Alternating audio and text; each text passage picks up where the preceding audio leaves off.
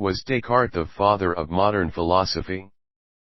It is commonplace to say that Descartes was the father of modern philosophy.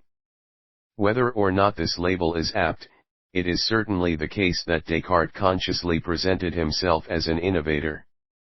Much of this innovation was concerned with his famous program for the mathematicization of science, the replacement of the scholastic apparatus of substantial forms and real qualities with a physics based purely on the quantifiable notions of size, shape, and motion.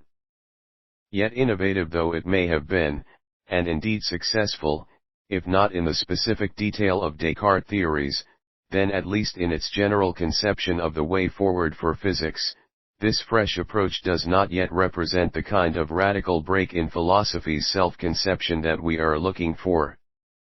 For there was nothing in the new Cartesian science that seemed inherently inimical to the traditional ideals of spirituality or to the continued flourishing of a religious worldview.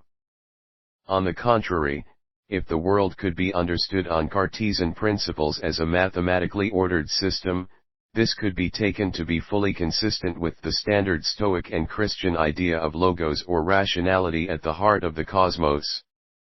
This was certainly how it struck the incomparable Mr. Newton, who thought the workings of the cosmos could only proceed from the counsel and dominion of an intelligent and powerful being.